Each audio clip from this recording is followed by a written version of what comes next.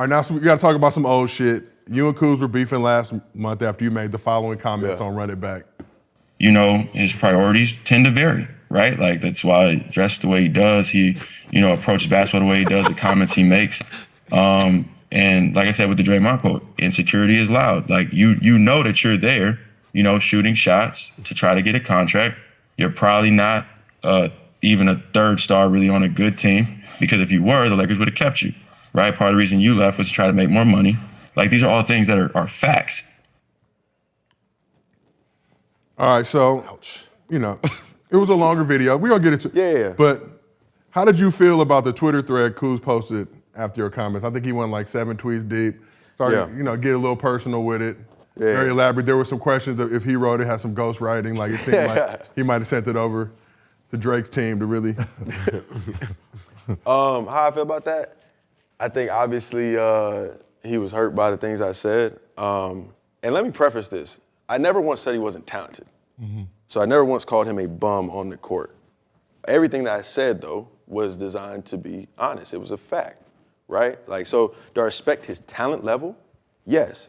Do I respect his priorities? No. And that's what I said.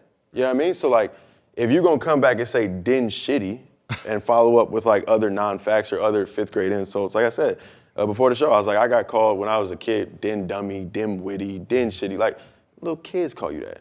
Like, why would I respond on Twitter in a socialite fashion to a dude that wants to be in a socialite meme war type of thing? The way you address somebody like that is man to man. I sit down, I say, Gil, this is how I feel. This is the fact of the situation. I was there, I played with you, boom, boom, boom. Here it is. And then they said, like, you know, other different things, and we can compare whether it be careers or this or that or whatever, and I'll say, this is what I stand on, this is where you win, this is where you lose. Boom, boom. I'm just a very honest guy. So I didn't take nothing bad about it.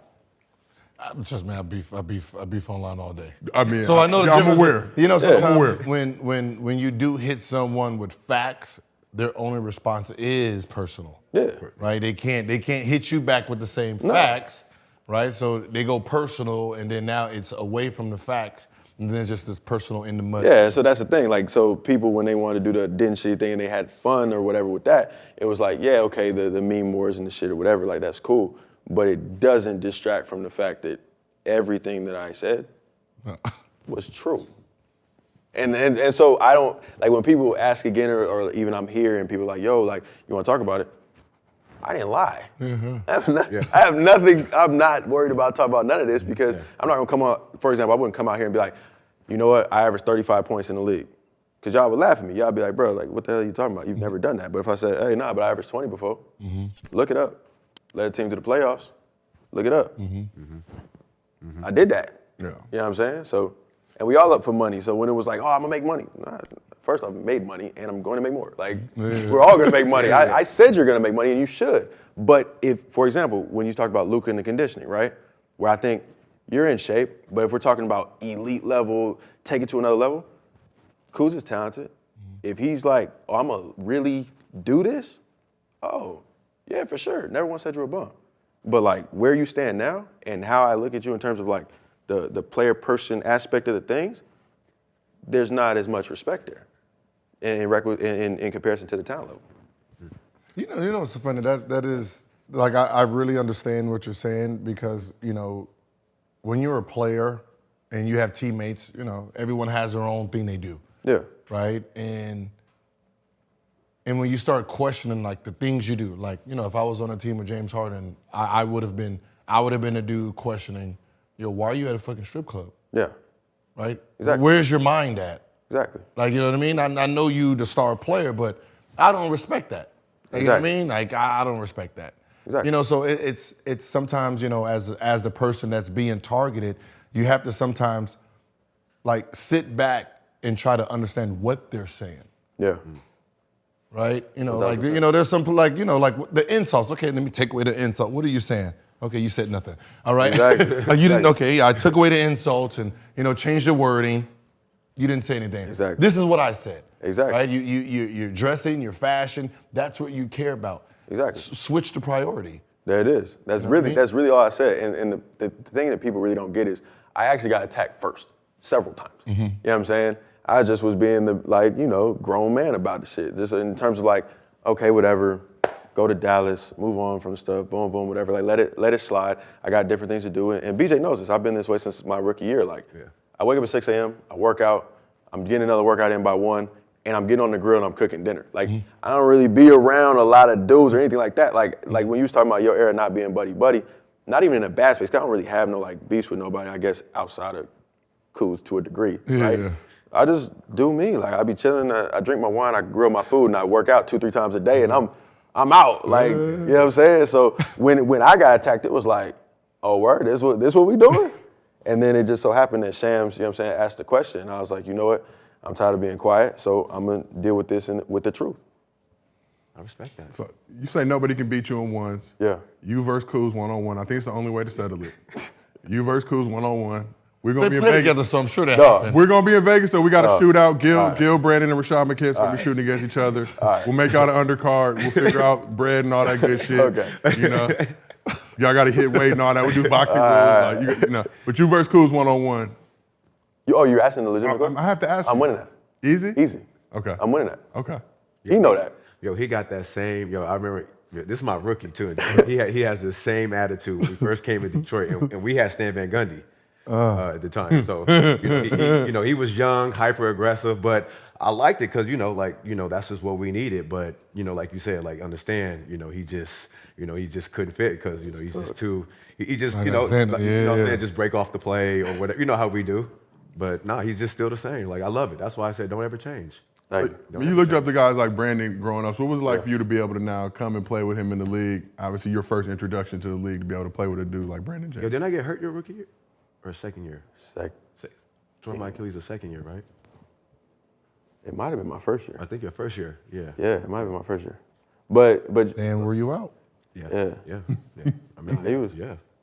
Y'all had dining room conference. Shit, we had tape shoot arounds. We had all that. The knee pads and shit. We had all that. Bro, I had the to be there, sitting in the chair at 2 hours before practice. I had to do every rep, every drill, 3-hour practice, all that stuff. Sometimes he'd sub me in, sometimes he wouldn't. You know what I mean? And then after practice I had, because I was the only rookie at the time, 99.99s. They put that shit on the scoreboard and it just made me work out. They'd be going home, peeking their head in. Bro, it'd be like 40 more minutes on the clock. Keep going, full court, one-on-one with the coach and stuff like that. So, that's the thing. Like when people don't realize like the place that I speak from a dude that had to do all that, had to be out the league, you know what I'm saying? All that stuff, like that's the place I'm speaking of. So if I don't have a respect level for like you as that type of like basketball player, like I approach everybody that I get on the court with like, I'm better than you. This is what I'm doing because I've worked too hard to be here. So for this 48 minutes, you're gonna have to see me. And that's why like I was able to get the game winners and things like that and all that other stuff because there's not that level of fear there. And then you shoot the ball. If you miss, look, they all gonna tell me I suck anyway. I'm a second round pick. I suck regardless. I've had games with like 15 and 15. You suck. 35 and 9. You the reason we lost. Hey, listen, bro. It's just that's gonna be life for me in the NBA. So now that that's out the way, I'm just gonna try to win the game and do what I need to do. You know what I'm saying? Yeah. So you did an interview with Taylor Rooks not too long ago and had some interesting things to say about guys changing culture and how they're going to be remembered and talked about. Let's run it. If you're not top 5, and I mean like all time, 2 years, 3 years after you're done, they're going to forget about you, bro. Like, let's be real about who we're still talking about. If you didn't change culture like AI or Steph Curry with the threes, or you're not literally Kobe, Mike, Bron, or do we talk about Penny Hardaway? You know what I'm saying? Do we talk about T-Mac? Do we talk about Brandon Roy for real, other than injuries? Like, and these are monsters. Like, we're talking about, these are dudes greats. You know what I'm saying? Like, if Shaq wasn't on TNT every night, we may not be talking about him as much, and he's the most dominant player in history. So, like, you're going to have to define success for you.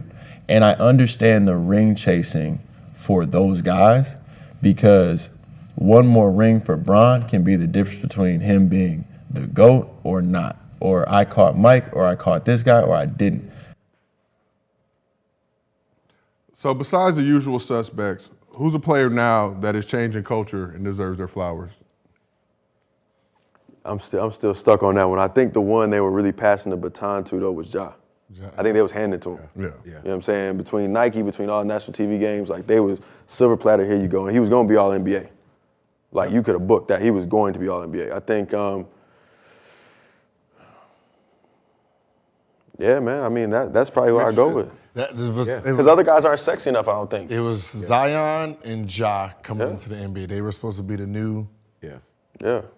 Ja for sure. Listen, Zion, it was like he was the next him, and then Ja came out of nowhere. Like even though he was the second pick, it was just one of those things like, oh shit. But I think it's the flair, like you said before we got on. Like you gotta have a certain level of just like the kids like you. If the kids are like that, like for example, go back to the high school idolizing thing. He was one of the ones that like as an 8th grader, you like. BJ one of them ones, like at Oak Hill doing it like, yo, I want to be like that when because obviously he's like 4 or 5 years older than me. Like that was how I was looking at it. So now you need, who are the kids looking at, you know what I'm saying, in the league? Like that's, like whether it be the tats or the game or the highlights or the jumping or whatever it is about you, it's got to be something that like. It hits different. Yeah, it gotta hit different. It does. It gotta hit. And like, Ja had that. Came in, hit different. Ja came in, dunking on cats, gritty in, like the whole swag, the aura was just like. Yo. What's so funny is, and that's the only thing that stops him from being taken down because the kid, no matter what, I don't give a shit. As adults, we can say whatever we want about them. If the kids ain't listening to you and that's who they want to see, the league, no matter what, does it. We entertainment. Like even when Nike took his shoe off, right? Yeah. My whole thing was, what's the point? If nobody wants the shoe, they won't buy it. Yeah. What are you afraid of? If you keep it on there and it's selling out the roof, then obviously you know it's not affecting the number. The kids are telling you something. We do not care. We still fuck with Kyrie, when they was talking about his shoes, it still was selling. Man, I was like, listen, I know the Jewish community, I understand what you're saying, but you take your kids to that store and say you can't buy no Kyrie, see what they say to you. See what they say to you, that's gonna be a hard argument. Yeah. Right? Kanye had that effect too. Kanye West, he had that effect too. For sure. He was doing all that stuff, but still, kids, still wanted his stuff. It's the kids. Like, you know what I mean? If you can connect to the kids, then it's a wrap. It'd be hard to be taken out. So. And do you think Ja can get back to that level? I think he's gonna have to go on basically sabbatical. He's gonna have to have a good year of like quiet domination, and then he's gonna have his like return to greatness type thing. Like how Kobe came back. Yeah. But Kobe was loud. But Kobe could be though. Kobe already had a ring at that point, didn't he? Three. Yeah, rings and shit. Like he's already like, I'm the guy. So I may be the villain now, but I just went from Superman to the villain. Ja was like, I'm trying to become Superman. Like, you haven't proven me, because even when he said I'm good in the West, they got popped. Like, now everybody's like, it's easy to become a laughingstock. Once you're already Superman and you're at that level, like, we can't make Bron a laughingstock. Yeah. He's got the greatest career of all time. Yeah. He's got the great, we might be able to, like, make him a villain. We can't make him a meme. Right. You feel me? Like, Remember, Underdog Fantasy presents this show, so do us a favor, do us a solid. Go ahead, download that Underdog Fantasy app, use promo code GIL. They will match your first deposit up to $100. Like I said, stay away from them 5 pieces. I'm hooked on the 5-piece. You gotta go 2 to 3, because somebody will betray you. Then pick I got betrayed last night. Who got you? Huh? Who? Sorry ass, smart. Kevin Love played 12 minutes. I just needed one more point, like 11.5 altogether. Yeah. Right? And he had 10. Take the lowers. 12 minutes, never got back in. We're gonna get our bread right. The goal is to bankrupt Underdog, as you guys already know, and we're gonna get our bread back, Underdog. You already know that. Agent Zero. Change the game. Put that respect on his name. Look, with the honor call for greatness, the chosen of few that carry the gift of genius, who do what they do, who possess finesse, blessed with desire, it's true. I'ma say it loud, none other than who?